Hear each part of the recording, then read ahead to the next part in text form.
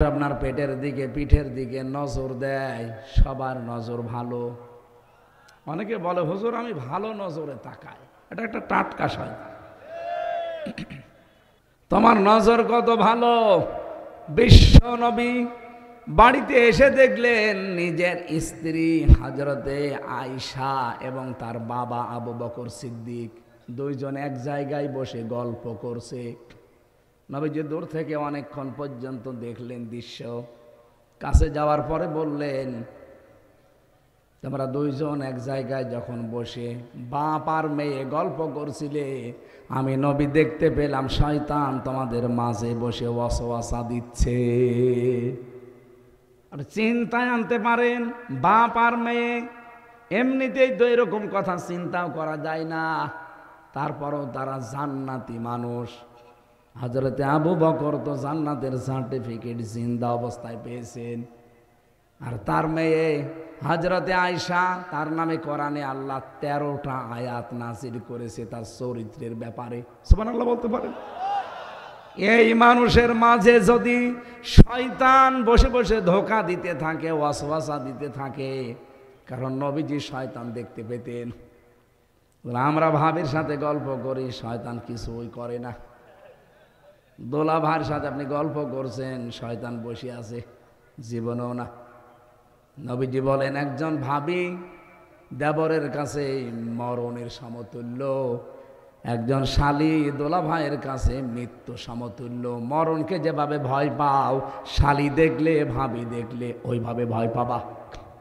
কিন্তু এখন এগুলো সব বলে আমার ভাবি না, এটা আমার মায়ের মতো। কি করে মায়ের মতো হয়? আপনার বড় ভাই মরে গেলে তো আপনি নিজেও বিয়ে করতে পারবেন, মাকে কোনোদিন কেউ বিয়ে করতে পারে? কেন এই কথা বলেন? এটা শয়তানি। এটা কি শালী না, এটা আমার বোনের মতো। কিসের বোন আপনার? তার সাথে পর্দা করা ফরজ। নামাজ যেমন ফরজ, রোজা রাখা ফরজ, পর্দা করা কি? আব্দুল কাদের জেলানী রহমতুল্লাহ আলাইহি যে মায়ের পেটে আসলেন, আমাদের মা বোনদের পেটও আল্লাহ যেন এইরকম বানিয়ে দেন, বলেন আমিন। এই জন্য কোরআনে পড়েছি সূরা তালাকের 3 নম্বর আয়াতে, ওয়ায়ারযুকুহু মিন হাইসু লা ইয়াহতাসিব ওয়া মান ইয়াতাওয়াক্কাল আলাল্লাহি ফাহুয়া হাসবুহ। রব্বুল আলামিন বলেন, এই পৃথিবীতে কেউ যদি আল্লাহকে ভয় করে, এমন জায়গা থেকে তার রিস্কের ব্যবস্থা হয়ে যায়, তার বিপদ আপদ এমন জায়গা থেকে দূর হয়ে যায়, লোকটার চিন্তার ভেতরেও আসে না যে এখান থেকে আল্লাহর সাহায্য আসতে পারে। ব্যাখ্যায় একটা ঘটনা পড়েছি আমি। আল্লাহ পাক যে বলেন এমন জায়গা থেকে তার রিস্কের ব্যবস্থা হয়, এই আয়াতের ব্যাখ্যায় একটা ঘটনা পড়েছি, শিক্ষার জন্য বলছি। আমাদের জীবনেও যদি তাকওয়ার এরকম লেভেলে পৌঁছিয়ে যেতে পারি, আমাদেরকেও আল্লাহ পাক এরকম কিছু দেবেন যার কোনো ধারণা আমাদের নেই। আমরা নাম শুনেছি আবু মুসা জঙ্গি রহমতুল্লাহ আলাই, যিনি আব্দুল কাদের জেলানী রহমতুল্লাহ আলাইহির বাবা ছিলেন। আমার মতো যুবক বয়সে তিনি যাচ্ছিলেন নদীর পাশ দিয়ে, পানির পিপাসায়, ক্ষুধার যন্ত্রণায়, প্রায় সারা দিনের না খাওয়া শরীর, পানি খাওয়ার জন্য নদীতে নামলেন। হঠাৎ দেখে একটা আপেল ভেসে আসতেছে পানি দিয়ে। ক্ষুধার যন্ত্রণা সহ্য করতে না পেরে তিনি খেয়ে ফেললেন। চিন্তা করলেন আমি কার আপেল খেলাম? উনি ওনার মায়ের কাছ থেকে শুনেছিলেন যে কারো জিনিস না বলে খাওয়া, না বলে নেওয়া, এর নাম চুরি। এর নাম বলেন না কেন? কারো জিনিস না বলে খাওয়া, না বলে নেওয়া, এর নাম আরেকবার বলেন। আর আগস্টের 5 তারিখের পর থেকে যেটা আরম্ভ হয়েছে, এই যে আপনি চাঁদাবাজি করেন, এটা তো চুরি না। বলেন তো এই লোকটা আল্লাহর ভয় যে আমি না বলে খেয়ে ফেললাম, যদিও নদীতে ভেসে আসা জিনিস খাওয়া যায় যাচ্ছে, কারণ এর কোনো মালিক নেই নির্দিষ্ট। কি না মানে? নদীতে পড়ে থাকা কোনো জিনিস পানি দিয়ে ভেসে আসতেছে, আপনি খেতে পারবেন, কারণ ওটা নির্ধারিত মালিক জানা নেই। তারপরও চিন্তা করলেন আমি তো না বলে খেয়ে ফেলেছি, অবশ্যই এর কোন একজন মালিক আছে, ফলটা যেহেতু ভেসে আসতেছে দেখি আমি এই ফল অনুসন্ধান করি। তিনি চলতে থাকলেন, প্রায় এক বেলা চললেন। যাওয়ার পরে দেখেন নদীর পাশে একটা আপেলের বাগান পেয়েছেন। ভেতরে যে দেখেন একটা লোক কাজ করছে। জিজ্ঞাসা করলেন, ভাই এই বাগানের মালিক কোথায়? বলে কেন, আপনি কি কোনো কাজ নেবেন? বলছে না, আমি মালিকের সাথে কথা বলতে চাই। ওই যে মাচার উপরে বসে আছে মুরব্বী মানুষ, ওইটাই মালিক। ওখানে গেলেন, ডাক দিয়ে বললেন, মুরব্বী এ বাগানের মালিক আপনি? বলে হ্যাঁ। এখান থেকে একটা ফল ভেসে যাচ্ছিল, আমি প্রায় আধা বেলা হাঁটতে হাঁটতে এসেছি। ফলটা আমি নদী থেকে ভাসা অবস্থায় খেয়ে ফেলেছিলাম। মনের ভেতরে আমার চিন্তা যে না বলে খাওয়া, না বলে নেওয়া, এর নাম যেহেতু চুরি, আমার তো গোনা হয়ে গেল। আপনার অনুমতি না নিয়ে আপনার বাগানের পড়ে যাওয়া ফল আমি খেয়ে ফেলেছি, দয়া করে আমারে মাফ করে দেন, এ দাবি আপনি আর রাখবেন না। মুরব্বী লোকটা বিচক্ষণ ছিলেন, তিনি আলেম ছিলেন। ডাক দিয়ে বললেন, বাবা আমি তোমারে মাফ করতে পারি, কিন্তু বাগানের আসল মালিক আমার মেয়ে। লোকটা চিন্তা করলেন, এরকম তাকওয়াবান, এরকম আল্লাহর ভয়ওয়ালা সন্তান আমার একটা দরকার। বাড়ির ভেতর থেকে ঘুরে আসলেন, বানিয়ে বানিয়ে বললেন, আমার মেয়ে বলেছে মাফ করে দেবে, কিন্তু আমার বাড়িতে 12 বছর কাজ করা লাগবে। আমি রাজি আছি, কারণ আমার দাবি যদি আপনি না ছাড়েন, কিয়ামতের দিন আল্লাহ আমাকে মাফ করবে না, কারণ এইটা হক্কুল্লাহ না, এটা হক্কুল ইবাদ। এই চিন্তাটা যদি বাংলাদেশের 1628 জন মানুষ যারা দায়িত্বে আছে এখন, এরা যদি এই টেন্ডেন্সি নিয়ে চলতো যে আমি যারটা মেরে খাই, যার কাছে চাঁদাবাজি করি, যার কাছে ফাঁকি দিয়ে খাই, ও যদি আমারে মাফ না করে, আমার আল্লাহ আমাকে মাফ করবে না। তার মানে আমার দাড়ি রাখা, রোজা রাখা, নামাজ পড়া সব মাঠে মারা যাচ্ছে, কিছুই কবুল হচ্ছে না। বলেন তো এই দেশটা পরিবর্তন হতে 16 ঘন্টায় যথেষ্ট? হ্যাঁ, এটা একটা পদ্ধতি, একটা রাস্তা। এই পদ্ধতিতে মানুষ ভালো বানানো যায় আল্লাহর তাকওয়া দিয়ে, ভয় দিয়ে। আর একটা আছে আইন। আইনগুলো আল্লাহ দিয়েছেন এই কারণে, যখন এইগুলোই কাজ হবে না তখন আইন এত কড়াকড়ি করা লাগবে যেন বাধ্য হয় ভালো হতে। এই জন্য এই যে ছিনতাই, চাঁদাবাজি, বিশেষ করে ডাকাতি বেড়ে গেছে এখন, কব দিচ্ছে যেখানে সেখানে। এই কারণে আজকে স্বরাষ্ট্র উপদেষ্টা অলরেডি ডাইরেক্ট ওপেন ঘোষণা দিয়েছে, কেউ যদি কোনো চাঁদাবাজ, কোনো ডাকাত, কোনো চোর, কোনো ছিনতাইকারী ধরতে পারেন, পিটিয়ে মেরে ফেলবেন, কোনো অসুবিধা নেই। এটা আমার মনে হয় আরো বেশি করা দরকার। হ্যাঁ, প্রশ্ন আসতে পারে 15.5 বছর তো আমরা বিভিন্ন কায়দায় নিগৃহীত, বিভিন্ন কায়দায় আমাদেরটা ওরা মেরে খেয়েছে। আরে ভাই, ওই যে আগস্টের 5, 6, 7 3 দিন গেল, ওই সময় বাবা শাহজালাল সব হালাল ছিল, করতে পারেননি কি? হালাল ছিল না? কত মানুষকে দেখলাম বাংলাদেশে পিটিয়ে মারার পরে টাঙিয়ে রেখেছে 6 রাস্তার মোড়ে। ঝিনাইদহ 4 রাস্তার মোড়ে টাঙিয়ে রেখেছিল একজনকে, ভেতরে বাঁশ দিয়ে। হ্যাঁ, লোকটা এত অপরাধ করেছিল এলাকার মানুষের কাছে, শুধু সময় পাল্টাতে দেরি, জাগায় পিটিয়ে 5 তারিখে মেরে বিকালে টাঙিয়ে দিয়েছে। তা আবার বললাম ভেতরে বাঁশ দিয়েছে পেছনে। টাঙানোই ছিল প্রায় সারাদিন, সারা রাত। পরের দিন প্রশাসন যে খুলে ওর মাটিও হয়নি, জানাজা করবে কে, ওইভাবেই দিয়ে দিয়েছে। যা, তা আপনি এখন চাঁদাবাজি করেন, এখন বলছেন ওরা 15 বছর খেয়েছে, সেই টাকা আমি এখন নিচ্ছি, এটা আমার জন্য বৈধ? বৈধ ছিল ওই 5, 6, 7 তারিখ, এরপর আর বৈধ নেই। ওই সময় যদি খেয়ে ফেলতেন তখন আর বিচার আচারও করা লাগতো না, কারণ ওই সময় বিশ্বের মিডিয়াগুলো সেরকম ঝামেলা করে নাই।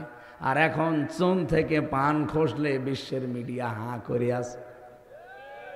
আর দাদা বাবুরা তো সব সেট করেই রেখেছে, এই জন্য কিছু করা যাবে না। সেনাপ্রধানের বক্তব্য শুনছেন না গত 2 দিন ধরে? ওনার এক একটা কথায় কি ইঙ্গিত আছে আপনি টের পাচ্ছেন? এখনো যদি নিজেদের ভেতরে কাদা ছোড়াছড়ি বন্ধ না করেন, এই ছোটোখাটো বিষয় নিয়ে যদি এখনো চাঁদাবাজি, মানুষকে হয়রানি, ডাকাতি, চুরি এগুলো করছে কারা আমরা জানি, যদি এগুলো বন্ধ না করতে পারেন সামনে কিন্তু দুর্দিন আসতেছে। কয়েকদিন আগে এমনি গিয়েছিল দাদা ট্রাম্পের কাছে, এ বাংলাদেশ নিয়ে বিভিন্ন মিথ্যা চিত্তা বানিয়ে বলে হাসিনাকে যেন আবার বসানো যায়। কিন্তু দেখবেন ওই যেই দিন গেছে দাদা গেছে ট্রাম্পের কাছে, ওই দিনই ডক্টর মোহাম্মদ ইউনূস উনি বিশ্বের আন্তর্জাতিক মিডিয়াগুলো নিয়ে আয়না ঘরে গেছে যে এই দেখেন ট্রাম্প বলছে, কি বলতে এসেছেন আপনি যে হাসিনাকে আবার ওখানে আমি বসিয়ে দেই? আমারে পাগলা কুকুরে কামড় দিয়েছে। হাসিনা নিয়ে বাংলাদেশ নিয়ে কোনো কথা আমার সাথে বলবেন, ওটা আপনার ব্যাপার যান। কারণ কে দেখালো বিশ্বের মিডিয়া দেখেছেন? আমি যদি এখন উল্টা পাল্টা করি তামাম দুনিয়া আমার পেছনে লেগে যাবে। টাম যাতে মাতাল হলো তাহলে ঠিক আছে। আগস্টের 5 তারিখের পর থেকে আজকের এই ফেব্রুয়ারি 26 তারিখ, এই 6 মাস কয়েকদিন হয়ে গেল, ওরা কিন্তু প্রায় কমপক্ষে 27টা ইস্যু তৈরি করেছিল বাংলাদেশকে অস্থিতিশীল করার জন্যে। আল্লাহর দয়া যে একটাও হালে পানি নেয়নি, সামনে আর নেবেও না যদি আমরা একটু সতর্ক হই। এই জন্য চাঁদাবাজি, মানুষের জিনিস চুরি করা, ডাকাতি করা, কোপ দেওয়া, ছিনতাই করা, এটা একটু থামেন ভাই, একটু বন্ধ করেন। হাঁ করে আছে বাংলাদেশ সম্পর্কে বিশ্বের মিডিয়াগুলো। বড় বড় দাদা বাবু যারা, মোড়ল যারা, প্রতিবেশী হিসাবে এমন মানুষদেরকে আমরা পেয়েছি, মানুষের প্রতিবেশীর কাছে একটা আশ্রয় পাই, আর আমরা খালি বাঁশ পাই। ওরা আমাদের ঘর, আল্লাহর ঘর, মসজিদগুলো ভেঙ্গে ভেঙ্গে মন্দির বানায়, বলে এখানে 100 বছর আগে, 500 বছর আগে মন্দির ছিল। দুনিয়ায় মাটির নিচে মানুষ কেউ তেল পায়, গ্যাস পায়, সোনা পায়, রূপা পায়, আর ওই শয়তানরা শুধু মন্দির পায়। তাও যেখানে সেখানে মন্দির পায়, শুধু মসজিদের নিচে। আঘাত থেকে গোড়া পর্যন্ত যদি পিটানো যেত, ও মন্দির জীবনের মতো পেত। আল্লাহর ঘরে হাত দিয়ে আপনাদের দাদারা, সে আব্রাহা, কাসফি মাকুল হয়ে গেছে, মাটির সাথে মিশে। কথা বলে না কেন? আপনারা আমাদের প্রতিবেশী, শক্ত কথা বলতে চান, আপনারা থামেন। আমরা হিন্দুদেরকেও ভালোবাসি, কিন্তু উগ্র যারা জঙ্গি হিন্দু তাদেরকে আমরা ভালোবাসি না। কথা বলেন। আর এরাই বিশ্বের মিডিয়াগুলোকে আমাদের সম্পর্কে বলে এই দেশে নাকি আমরা সংখ্যালঘু নির্যাতন করি, এই দেশে নাকি রোজার পূজা একসাথে হয় না। এবারটা হবে রোজার পূজা একসাথে। আমাদেরকে বলে এই দেশে জঙ্গি বেড়ে যাচ্ছে। কয়দিন এটা তৈরি করেছিল, কিন্তু এই 2-3 দিন আগে যে নবীকে গালি দিয়েছে রাখাল রাহা, এমনি না, এর পেছনে একটা ষড়যন্ত্র আছে। ও নবীজিকে গালি দিয়েছে, আমরা যেন উত্তেজিত হয়ে একটু কিছু করি, ওটা বিশ্বের মিডিয়ায় দেখিয়ে হাসিনা বলবে এই দেখেন বাংলাদেশের জঙ্গি আবার বেড়ে গেছে, আর দাদা তো কাছে আছেই। এই জন্য দেশের মানুষ ধৈর্যের পরিচয় দিয়েছে। হ্যাঁ, আমরা সর্বোচ্চ দাবি জানাই, এই দেশে ডক্টর মোহাম্মদ ইউনূস, 2 জন নবীর নাম আপনার, মোহাম্মদ আর ইউনূস। আপনি 2 নবীর নাম নিয়ে বসে আছেন, তো কিছু করবেন না? আগামীতে যদি বিশ্ব নবী না, যে কোনো নবীকে কেউ অসম্মান করে, গালি দেয়, একটাই শাস্তি, ফাঁসি দেওয়া লাগবে। আপনারা আছেন না এ দাবির পক্ষে? কারা আছেন? লিল্লাহে তাকবীর। দেখেন তো হাত তোলেনি কে?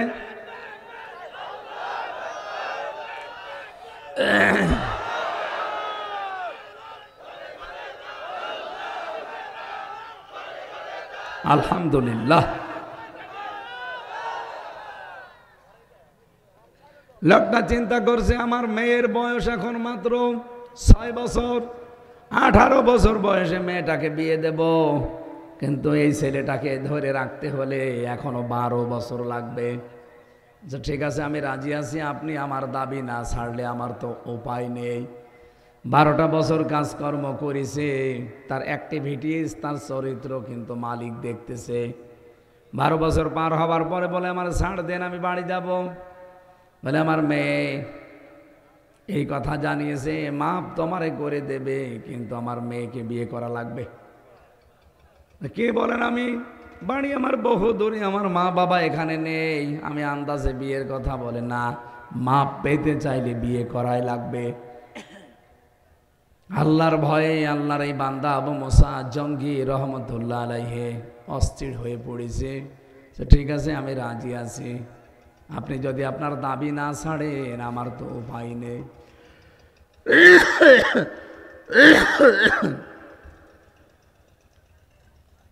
ডাক দিয়ে বলছে, বাবা তুমি যে বিয়ে করবা, আমার মেয়ে কিন্তু অন্ধ, বোবা, ন্যাংড়া। কি বলেন আপনি? এরকম মেয়ে আমার উপরে আপনি দিয়ে দেবেন? আপনার কি বিবেক আছে? মাপ পেতে চাইলে বিয়ে করা লাগবে।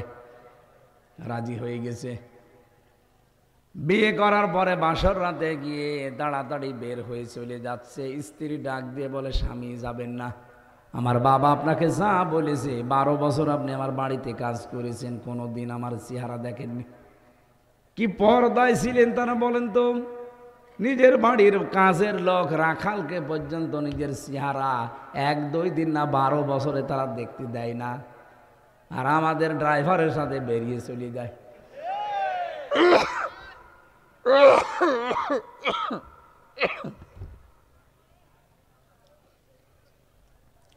কুষ্টিয়াতে সেদিন এক লোক ভাড়া থাকে, গোশত বিক্রি করে খায়, তার নিজের বউ ছেলে মেয়ে আছে, ব্যবসার খাতিরে এখানে থাকে। যে বাড়িতে ভাড়া আছে ওই বাড়ির মালিকের বউর সাথে কিভাবে যেন গোশত দেওয়া নেওয়া করে লাইন করিস করে ওই বাড়ির মালিকের কাছ থেকে যা পেয়েছে সব নিয়ে ওই গোশতওয়ালার সাথে বউটা চলে গেছে আল্লাহর রাস্তায়। একটা কথা হইল। ও পাবনাবাসী, আল্লাহর বান্দা শেষ পর্যন্ত দাঁড়িয়েছে।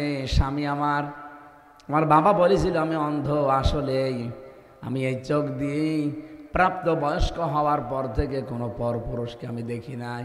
মেয়েরা প্রাপ্তবয়স্ক হয় তখন যখন তাদের শরীর খারাপ হয়, তার মানে হায়েজ আসে।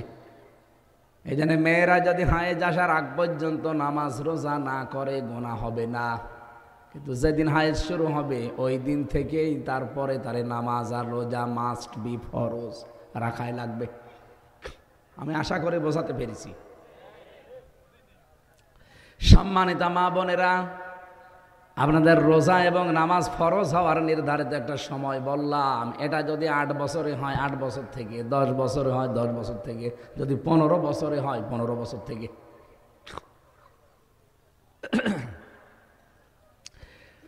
কোরআনের বিধান যেহেতু শুধু বাংলাদেশের জন্য না, তামাম পৃথিবীর জন্যে, এই জন্য বিভিন্ন দেশের মেয়েদের শারীরিক গঠন হিসাবে, পরিবেশের প্রাকৃতিক কারণ হিসাবে তাদের শরীর খারাপ হয় এক এক সময়ে। আপনি ইরানে যাবেন, তখন দেখবেন 15 বছরে না, ওদের শারীরিক গঠন হিসাবে 9-10 বছরে শুরু হয়ে যায় ওদের নামাজ। আমি এই প্রাপ্তবয়স্ক যেই দিন হয়েছি ওই দিন থেকে আজকের দিন পর্যন্ত আমার চোখ দিয়ে কোনো দিন আমি অবৈধ কোনো জিনিস দেখি নাই। তার মানে এর আগে পর্যন্ত হয় আমার পর্দাও ফরজ ছিল না, আর আমার চোখের পর্দাও ছিল না, যেন আমি বিভিন্ন জিনিস দেখতাম, কিন্তু এরপরে আমি আর দেখি নাই। আমার বাবা যে বলেছিল আমি বোবা, আমি এই জবান দিয়ে প্রাপ্তবয়স্ক হওয়ার পর থেকে আমি আর কোনোদিন গেবোধ করি নাই। আর মেয়েদের এখন গেবোধ সঙ্গের সাথী, এক জায়গায় বসলে শুধু ওরা গেবোধ করে। মা বোনেরা গেবোধ বাদ দেবেন, দরকার চুপ থাকবেন, মাংস মাতা না যা। নবীজি বলেন যে চুপ থাকে সে নাজাতের একটা পথ পায়, বলেন সুবহানাল্লাহ। আর আপনি আন্দাজে যে বক বক করতেই থাকেন, 100টা কথা বলে যে 2-5টা মিথ্যা হয়ে যায়, এমন মানুষ নেই। চার দোকানে বেশিরভাগ যারা দেখবেন গল্প করে, 100টা কথা বললে আমার মনে হয় 98টা মিথ্যা কথা। কি গেজানো গেজায় দেখেছে, মানে ওর মতো মানুষের দুনিয়ায় আর নেই। আমার বাবা বলেছিল আমি ন্যাংড়া, হ্যাঁ আমার পা দিয়ে এমন কোনো অবৈধ কাজে আমি হেঁটে যাইনি। আমার বাবা যা যা বলেছে এই কারণে। নিয়ে গেলেন স্ত্রীকে। যেহেতু ওই লোকটার মেয়ে একটা আর বিশাল বাগান, বলেন তো রাজকন্যা সহ। আমি কিতাবে পড়েছি আব্দুল কাদের জেলানির জীবনী, ওই জামানায় সব চাইতে নাকি সুন্দরী মেয়ে ছিল হযরত আব্দুল কাদের জেলানির মা। এই মেয়েটা সহ একেবারে রাম রাজত্ব তিনি পেয়ে গেলেন। ওই সময় যদি আল্লাহকে ভয় না করে, কিসের আপেল খেলাম, চা খেয়েছি বাবা শাহজালাল সব হালাল, এই মনে করে যদি কিছু মনে না করতেন, বলেন তো আপনি তার কপালে এগুলো জড়তো সামনে? আর যদিও তার কষ্ট হয়েছে, কিন্তু একেবারে আল্লাহ সব কিছু তার আন্ডারে এনে দিলেন। বউ দিয়েছেন সেরকম, সম্পদও দিয়েছেন সেরকম। এই মায়ের পেটে এসেছিল আব্দুল কাদের জেলানি। এই জন্য ছেলে মেয়ে ভালো এমনি হয় না, তাকওয়া অর্জন করা লাগে মা এবং বাবা দুইজনকেই। কি তাকওয়া অর্জন করেছিলেন আব্দুল কাদের জেলানির মা, বলেন তো? প্রাপ্তা বয়স্ক হওয়ার পর থেকে চোখ দিয়ে হারাম কোনো জিনিস দেখেননি, কান দিয়ে হারাম কোনো কথা শোনেননি, জবান দিয়ে কোনো হারাম কথা বলেননি, পা দিয়ে কোনো হারাম কাজে যাননি। এইরকম একটা মেয়ের পেটে এসেছে আব্দুল কাদের জেলানি। এরপরেও তিনি মাকে মাঝে মাঝে বলতেন, মা তুমি আমাকে পেটে নিয়ে কি কোনো হারাম কাজ করিস? মা বলছে, কি বললে? বলতাম না, আমি যা পড়ি আমার একটাও মনে থাকতে চাই না, আমার মনে হয় তুমি আমাকে হারাম কাজ কোনো করিয়েছো পেটে নিয়ে। মা বলছে, বাবা আমার এরকম কোনো কথা মনে নেই, তবে পেটে নিয়ে আমি তো নানির বাড়িতে ছিলাম, উঠানের উপরে আষাঢ় ছিল নাড়ি দেওয়া, রোদে শুকাতে দিয়েছিল, আমি তো আপন নানির এটা মনে করে খেয়ে ফেলছিলাম। আমার পেটে যখন তোর বয়স প্রায় 9 মাস, পরবর্তীতে শুনলাম যে ওটা তো নানির না, পাশের বাড়ির একজন এটা শুকাতে দিয়েছে রোদে। ও বাবা আব্দুল কাদের, মানুষের সম্পদ আমি যেহেতু না বলে খেয়ে ফেলেছি, ওই প্রভাব মনে হয় তোর মেধার উপরে পড়েছে, এই কারণে তোর পড়া মনে থাকে না। সম্মানিত বাবার কোথায় আছেন আপনারা আমি জানি না। চিন্তা করেন, এত পরহেজগার মহিলা, তার পেটে যদি এই সন্তান আসতে পারে, একটা মানুষের জিনিস না বলে খেয়েছিল, এ কারণে যদি মেধার উপরে প্রভাব পড়ে সন্তানের, আর এর কারণে যদি সন্তানের লেখাপড়া মনে না থাকে, আমাদেরকে যারা পেটে নেয় তারা কত কিছু না বলে খেয়ে হজম করে ফেলে। এমনি আসবে আপনার পেটে আব্দুল কাদের জেলানির মতো সন্তান, পেট ঠিক করা লাগবে। মেয়েদের এই কয়েক ইঞ্চি পেট, এটা এত দামি জায়গা, এত দামি জায়গা। পৃথিবীতে আল্লাহর নবীকেও আল্লাহ কিন্তু এই কয়েক ইঞ্চি পেটের ভেতরে পাঠিয়েছে। আপনার পেটের দিকে, পিঠের দিকে নজর দেয়, সবার নজর ভালো। অনেকে বলে, হুজুর আমি ভালো নজরে তাকাই, এটা একটা টাটকা শয়তান।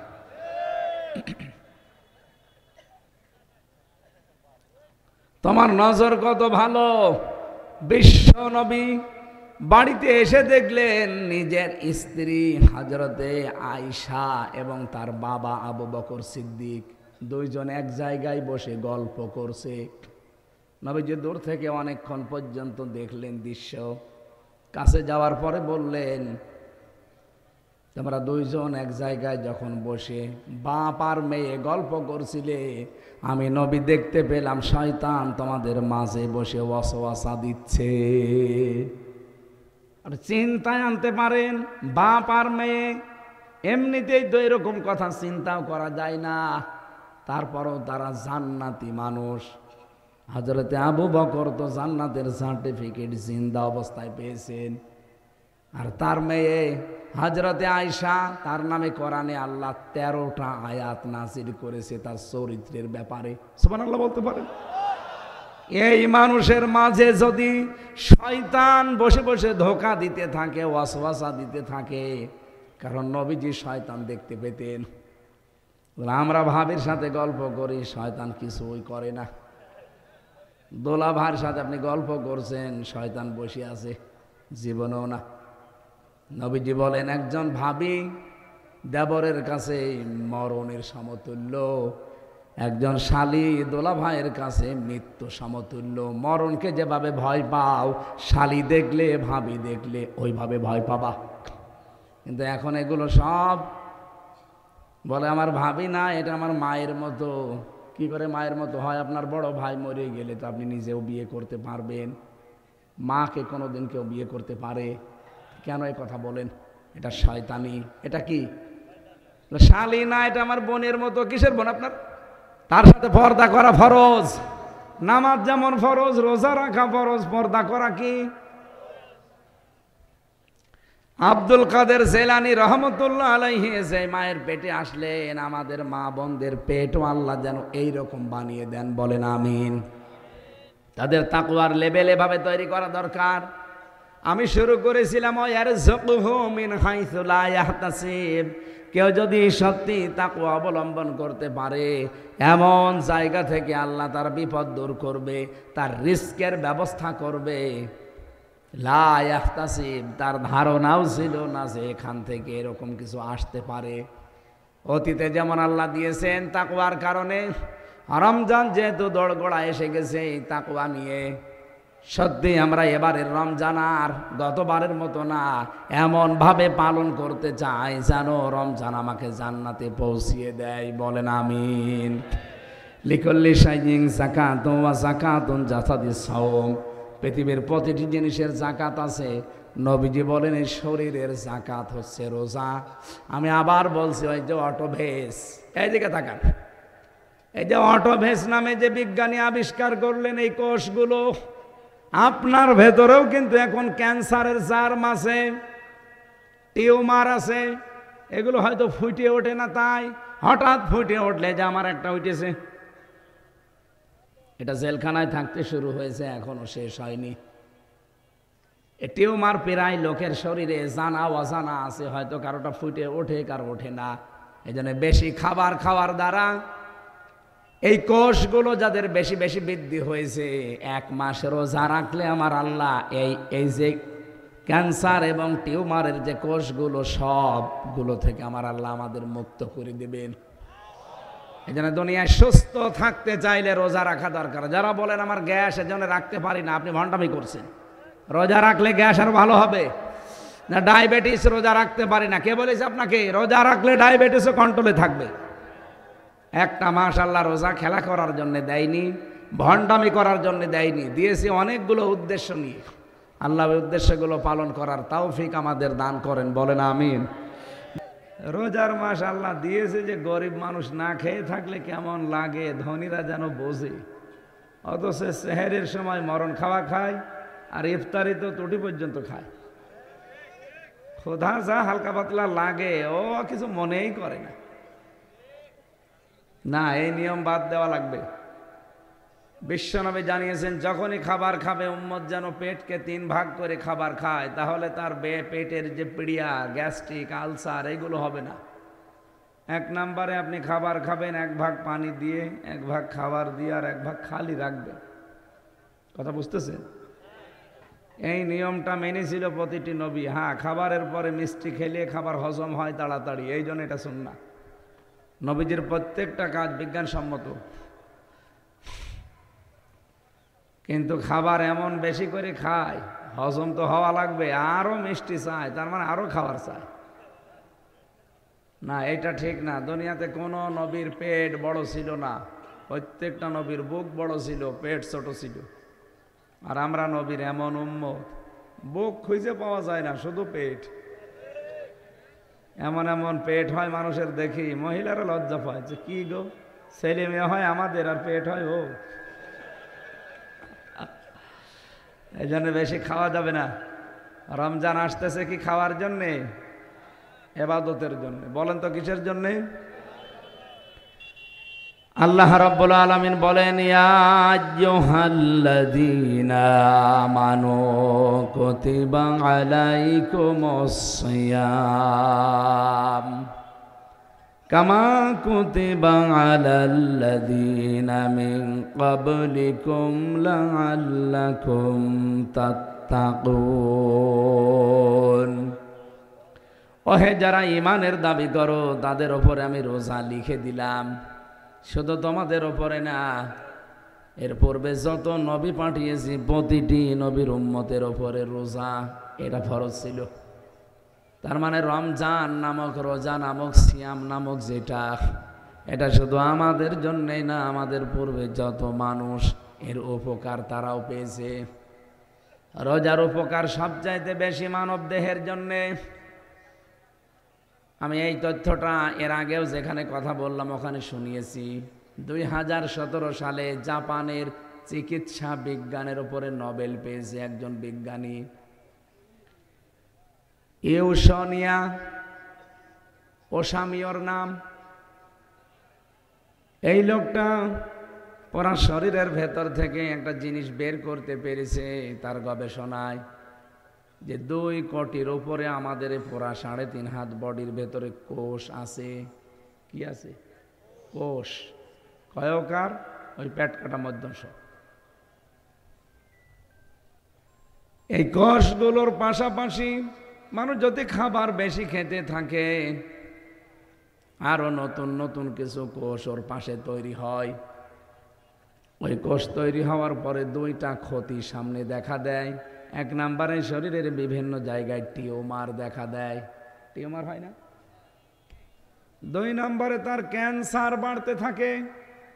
বিজ্ঞান এখন দেখাচ্ছে আমাদের শরীরের শুধু রক্তের ভেতরে 5.5 কেজি রক্ত আছে আমার শরীরে। কত? 5.5 কেজি রক্ত মাথা থেকে পায়ের তালু পর্যন্ত চলতেছে। কমপক্ষে 1 ঘন্টায় 82 কিলোমিটার দ্রুত গতিতে চলে। আপনি আছেন তো না ঘুমিয়ে পড়লেন? যেহেতু আপনার কর্মের মানুষ, সারাদিন মাঠে ঘাটে বিভিন্ন জায়গায় কাজ করেছেন, এখন ঘুম আসা স্বাভাবিক। তারপরও অন্তত একটা ক্লাস নেওয়ার মতো 45 মিনিট জেগে থাকতে পারবেন না?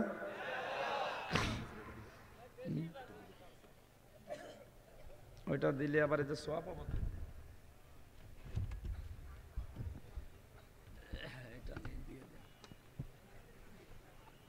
একটা দিলে হবে, ওটা লাগবে। ঠিক আছে, এনে দিকে সরিয়ে নিন, ওটা লাগবে না, একটু উঁচু করে দেন। ঠিক আছে।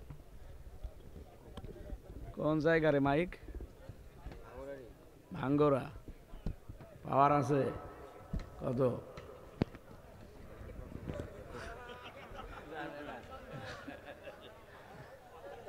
মাইক আলা জানে না মানে, ভালো করে মাইক কিনবে। মাইকটা ভালো আছে, খারাপ না, এই আওয়াজ হলে হবে। আর একটু থাকলে দেন বাড়িয়ে, আমার গলায় যেন চাপ না পড়ে। এই যে খাবারের কারণে যে কোষগুলো তৈরি হচ্ছে,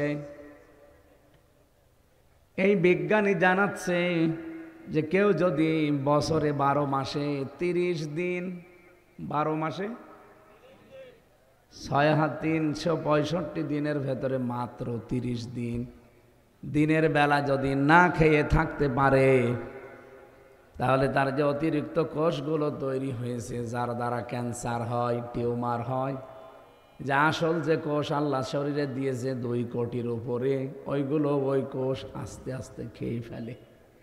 30 দিন একাধারে না খেয়ে থাকতে পারলে একটা কোষ আর অতিরিক্ত থাকে না, সব আল্লাহ যেটা দিয়েছে ওইটা বাদে আর একটাও শরীরে থাকবে না। তার মানে ক্যান্সারের ঝুঁকিও কমে যাবে, টিউমারের ঝুঁকিও কমে যাবে। তাহলে রোজার যত উপকার আল্লাহ দিয়েছেন পৃথিবীতে, তার 1 নাম্বার উপকার এইটা। রব্বুল আলামিন রোজার উপকারের জন্য আরো শুনিয়েছেন, ইয়াউমা নাহশুরুল মুজরিমিনা মুত্তাকিনা ইলার রহমানি ওয়াফদা। সূরা মারিয়ামের ভেতরে আল্লাহ বলেন, কিয়ামতে যেদিন মানুষকে আমি হাজির করব, ওই দিন শুধুমাত্র যারা রোজা রাখার দ্বারা মুত্তাকি হয়েছে, তাকওয়া অবলম্বন করেছে, আল্লাহ ভীতি অর্জন করতে পেরেছে, এই মানুষগুলোকে আমি আল্লাহ নিজে আমার বাড়িতে মেহমানদারি করাবো। আল্লাহর বাড়ি কোনটা বলেন তো? আরশ। বলেন বলেন। এই আরশে আল্লাহ 7 প্রকার মানুষকে আশ্রয় দান করবেন, কিন্তু এক প্রকার মানুষ আছে, তাদেরকে আল্লাহ মেহমান হিসাবে মাছের কলিজা দিয়ে খাওয়াবেন। একটা জান্নাতে প্রবেশ করতে, ওই জায়গায় প্রবেশ করতে হলে আল্লাহর একটা দরজা আছে, তার নাম রায়্যান। এটা শুধু যারা রোজা রেখেছে দুনিয়ায় তারা ওই দরজা দিয়ে প্রবেশ করতে পারবে। রোজাদারের মর্যাদা সম্মান আল্লাহ পাক বলেন এত বেশি দিয়েছি। নবীজি বলেন রোজাদারের সম্মানে এই যে মুখে যে না খাওয়ার কারণে গন্ধ তৈরি হয়, এই গন্ধটাও আমার আল্লাহর কাছে মেশক আম্বরের মতো লাগে। রোজাদারকে যদি কেউ সম্মান দেয়, আমার আল্লাহ পাক বলেন আমি তাকে মাফ করে দেই যদি তার ঈমানটা থাকে। একবার এক হিন্দু দোকানদার, এদিকে তাকান, হিন্দু এই দোকানদার মুসলমানদের বাজারে দোকানদারি করছে, আশপাশে সব মুসলিম দোকান, উনি ভেতরে শুধু একটা দোকান হিন্দুদের। ওর ছোট্ট ছেলে আছে 13 বছরের বয়স, সে খাবার নিয়ে এসেছে দুপুরবেলা। হিন্দু ডাক দিয়ে বলছে, বেটা রোজার মাস রমজান চলছে, মুসলমানেরা যেহেতু রোজা আছে, রোজাদারের সামনে খাওয়া যাবে না, খেতে যদি তোমার মনে চায় তাহলে ভেতরে অন্দর মহলে নিয়ে যাও, একটা পর্দা টাঙিয়ে দাও, গোপনে 2 বাপ বেটা খেয়ে নেব। ছোট মানুষ তো গুরুত্ব দেয়নি, বসেও নিজের রোজা কি সবার সামনেই প্লেট নিয়ে খাওয়া আরম্ভ করেছে। হিন্দু বেটা ডাক দিয়ে বলছে, আমি নিষেধ করলাম তোমারে যে রোজাদার সবাই রোজা আছে, মুসলমানেরা তুমি এর সামনে খাবে না, তারপরও খাওয়া আরম্ভ করলে। যে কত রোজাদার দোকানদার এখন আমাদের দিকে তাকায়। এক চড় দিয়েছে সন্তানকে, বাবার চড় খেয়ে সন্তান কান্না আরম্ভ করেছে। ওই রাতে ওই এলাকার মসজিদের যিনি খতিব, তাকে আল্লাহ স্বপ্ন দেখিয়েছেন, আমার রোজাদার বান্দাদেরকে এই মুশরিক লোকটা যে সম্মান দিয়েছে, ওর যদি সত্যি আজকে ঈমান থাকতো আমি আল্লাহ ওরে মাফ করে দিতাম। রোজাদারের কত সম্মান আপনি বলেন, একজন হিন্দুকে আল্লাহ মাফ করে দিত যদি তার ঈমান থাকতো, শুধুমাত্র রোজাদারদের সম্মান করার কারণে। কত মানুষ এখানে আমরা আছি রোজা রাখেও না, রোজার মাঝে রোজাদারের সামনে বিড়ি খায়, এরকম মানুষ নেই? এমনকি দোকানে পর্দা টেনে দিয়ে ভেতরে খাবার খায়। আরে ভাই, রোজা দিয়েছে আল্লাহ কয়েকটা উদ্দেশ্য নিয়ে। রোজার মাসে যদি দিনের বেলা কেউ সুস্থ থাকার পরে খাবার খায়, সে যেন বিশ্বাস করে যে আমি পায়খানা খাচ্ছি। কি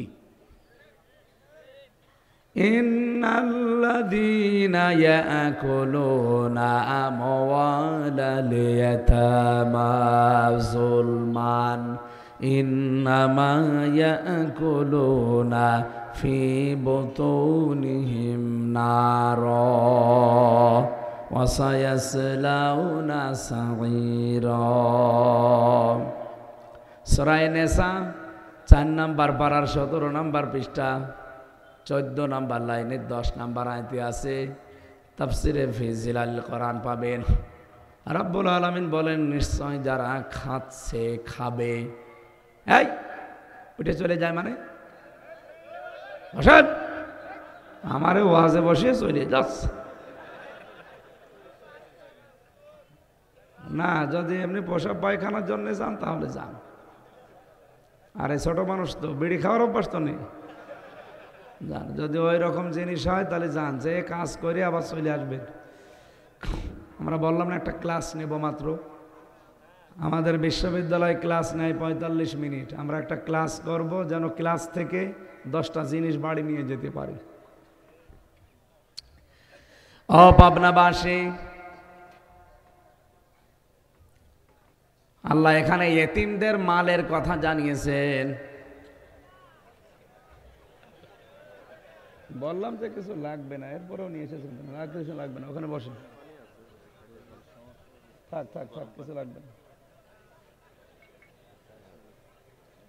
একটু চা না শরবত দিয়েছে? আর এ তো কলি করা যায়, থাক, কিছুই লাগবে না।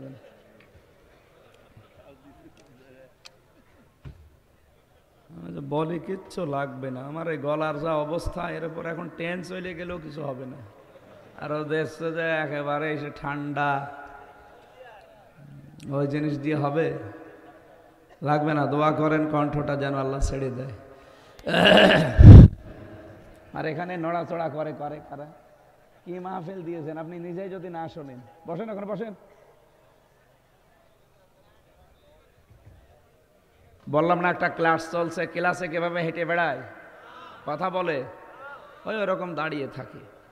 থাক, ওরা তো ছাত্র না।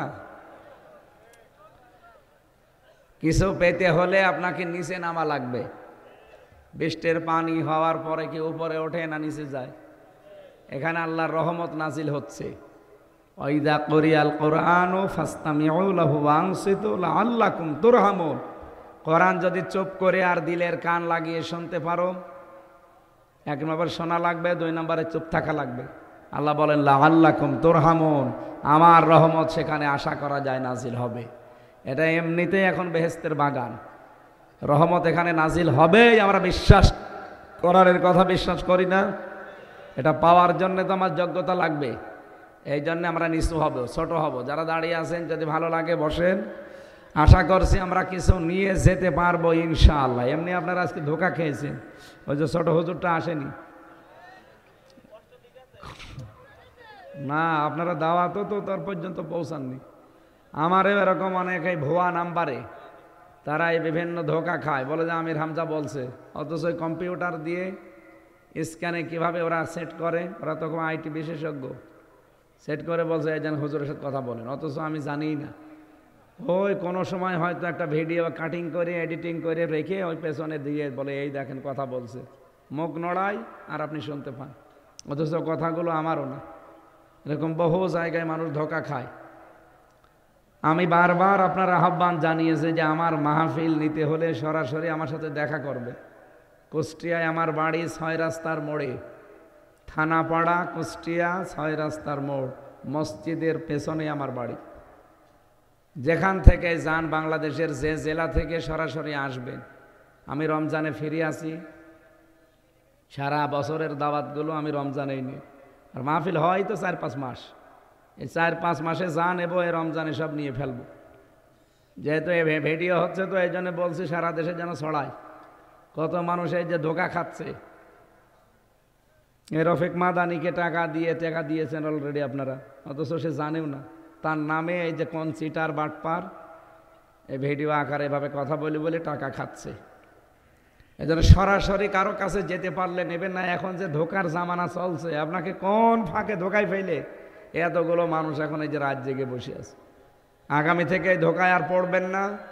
যারাই দাওয়াত দিতে চান সরাসরি তার বাড়িতে যাবেন, দেখা করে ওনার যদি সিরিয়াল খালি থাকে নেবেন, না হলে অন্য আলেম নেবেন, তারাই নেওয়া লাগবে, কোনো মানে আছে?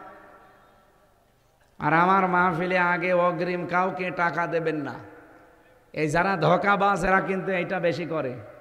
এরা বলে যে হুজুর আসতেছে, টাকা পাঠান, নাই উনি আসবে না। এই জন্য আমি আগে জানিয়ে দিলাম, 4 আনা পয়সা যদি আমার নামে কেউ চায়, পরে যদি ধরতে পারেন বেঁধে রাখবেন গাছের সাথে, বেঁধে রেখে আচ্ছা করে পিটাবেন, পিটিয়ে বললাম আমার খবর দেবেন। 1 টাকাও কাউকে দেবেন না। আমি এটাকে ইবাদত হিসাবে নিয়েছি। দিন প্রচার করা আমার দায়িত্ব। হ্যাঁ, আসার পরে কি করবেন ওটা আপনার দায়িত্ব। তাই বলে আবার 300 টাকা দিয়ে ফেরত দিয়েন না। না, সেদিন দিয়েছে জেনাইদা 300 টাকা দিয়েছে। আরে শয়তান, আমার গাড়ি ভাড়া বুঝে না।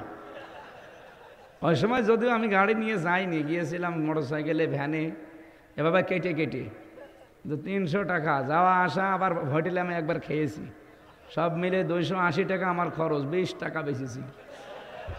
ওদের আমি আর মাহফিল দেব? এখন আবার মাহফিল চাচ্ছে, সামনে বছর হুজুর আমার। আমি প্রধান বক্তা, যদি আমার 300 দেয় তাহলে দ্বিতীয় বক্তার মনে হয় 20 টাকা দিয়েছে। এই জন্য এরকম আবার করেন না, আলেমদের সম্মান।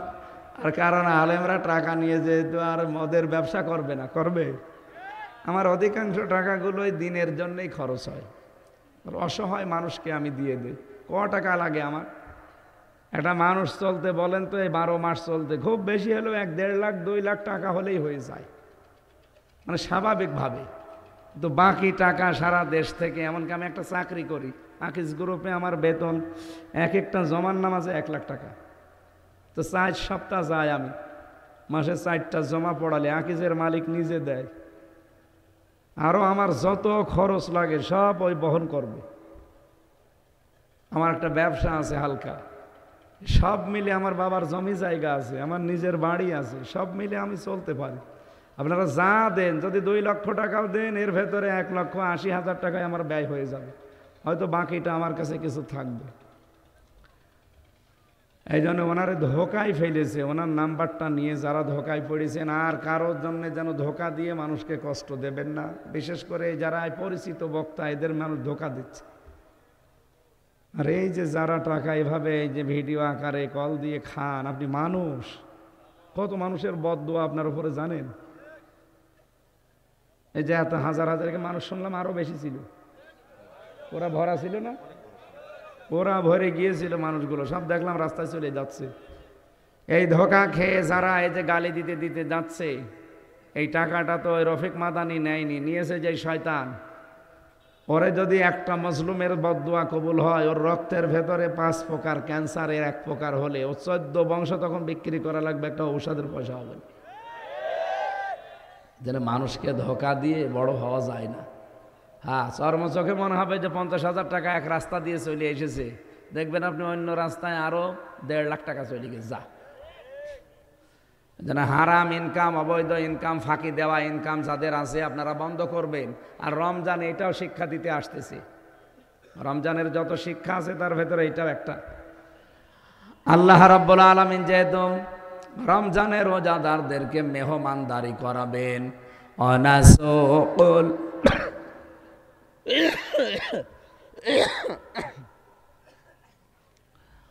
ওয়ানাসুকুল মুজরিমিনা ইলা জাহান্নামা ওয়িরদা। আল্লাহ পাক বলেন, জাহান্নামে আমি আশ্রয় দান করব, ক্ষুধার্ত অবস্থায় ধাক্কাতে ধাক্কাতে নিয়ে যাব। পড়ার পরে আমার তাফসিরে পড়েছি যে রোজা দিয়েছে আল্লাহ ধনীদেরকে ক্ষুধার জ্বালা বোঝার জন্য, গরিবের।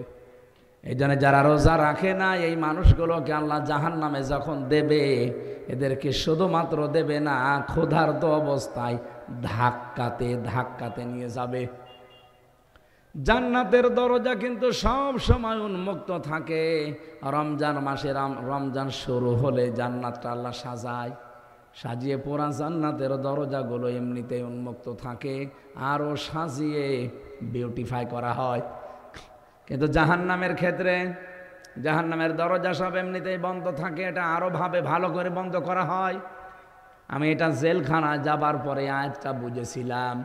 ওয়াসিকাল্লাযীনা কাফারু ইলা জাহান্নামা যুমারা হাত্তা ইযা জাউহা ফুতিহাত আবওয়াবুহা অকাল। এই আয়াতের বাংলা শোনেন, একটু বুঝবেন। আল্লাহ বলেন, যারা কাফের, কিয়ামতে তাদেরকে ফেরেশতারা ধাক্কা দিতে দিতে জাহান্নামে নিয়ে যাবে। জাহান্নামে যাবার পরে ফেরেশতা দারোয়ান যিনি আছে, মালিক, উনি জাহান্নামের দরজা খুলে দেবে। তার মানে আয়াত থেকে বোঝা যায় জাহান্নামের দরজা খোলা না, বন্ধ। এটা 24 ঘন্টায় বন্ধ থাকে। যখন কেউ যায় তখন খুলে দেয়, এরপরে ওখানে প্রবেশ করলে আবার আটক করে দেয়। আপনি তামাম দুনিয়ার জেলখানার নিয়ম কিন্তু এইটাই। যখন জেলে মানুষ নিয়ে যাবেন, গেটে যাবার পরে তালা খুলে দেবে, ভেতরে ঢুকিয়ে আবার তালা লাগিয়ে দেবে। আমি সে 5 পাস করার পর 1992 সালে যেহেতু আমার জন্ম, 5 পাস করতে খুব বেশি হলেও 10-11 বছর বয়স ছিল আমার ওই সময়, নাকি? এই 10-11 বছর বয়স থেকে আমি কোরআনের পেছনে লেগে আছি। তো এই আয়াতটা আমার এতদিনও বুঝে আসে নাই। এই জেলে যাওয়ার পরে জেলখানার যে গেট আছে, গেটের আয়াত সাথে মিলালাম যে জাহান্নামের কথা আল্লাহ যেখানে বলেছেন সেখানে জাহান্নামের দরজাগুলো বন্ধ থাকে।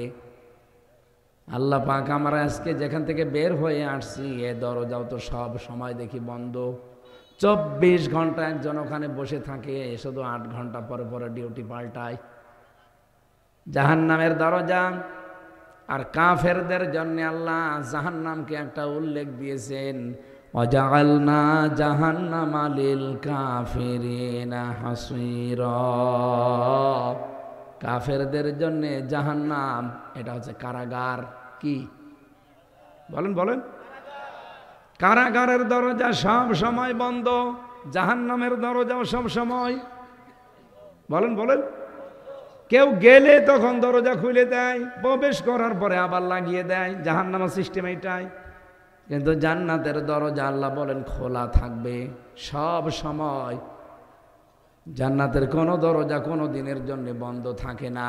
এজনের পরে 2 আয়াত পরে আল্লাহ এই ঘোষণাটাই দিয়েছেন, ওয়াসিকাল্লাযীনা তাকাউ রাব্বাহুম ইলাল জান্নাতি যুমারা হাত্তা ইযা জাউহা ওয়া ফুতিহাত আবওয়াবুহা ওয়া ক্বাল।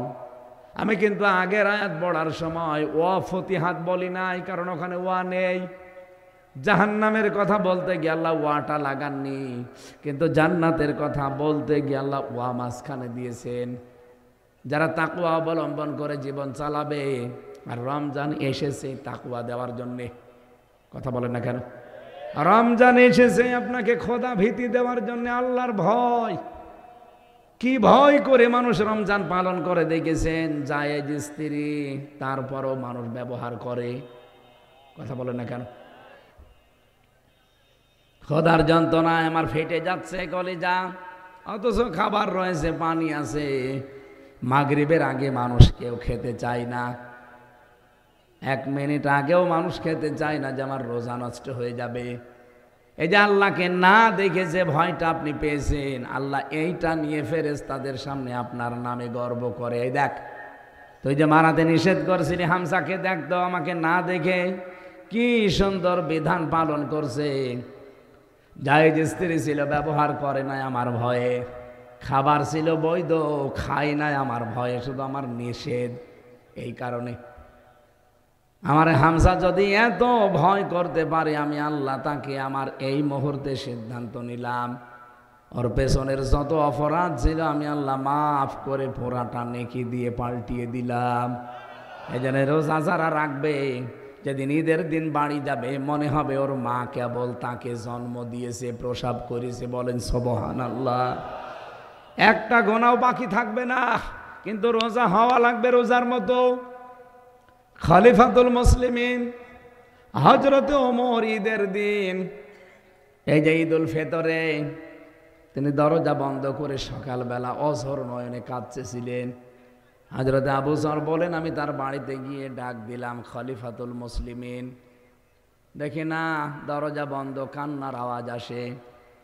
দরজা খুলে দিয়ে দেখি ওনার দাড়ি বেয়ে বেয়ে পানি পড়ছে। ডাক দিয়ে বললাম, খলিফাতুল মুসলিমিন, আজকে ঈদের দিন, ঈদ মানে আনন্দ, ঈদ মানে খুশি। আপনি বাইরে বের হয়ে দেখেন সবাই কত আনন্দে আছে, আপনি কেন কাঁদেন ঈদের দিন? হযরত ওমর বলে, আবু হুরায়রা, ঈদের দিন খুশির দিন তাদের জন্য যাদের একটা মাস রোজা কবুল হয়ে গেছে। আমি ওমর এখনো পর্যন্ত কোনো সুসংবাদ পাইনি যে আমার রোজা কবুল হয়েছে। যদি হয় আমিও আনন্দ করব, কিন্তু আমি এখনো জানতে পারি না যে আমার রোজা কবুল হয়েছে। এই জন্য রমজান আপনার গুনাহ মাফের জন্যে, রমজান আপনার জীবনের অভাব দূর করার জন্যে আমার আল্লাহ উপহার দিচ্ছে। রমজান পেয়েও যারা রোজা রাখে না, তাদের জীবনের অভাব আল্লাহ দূর করবে না।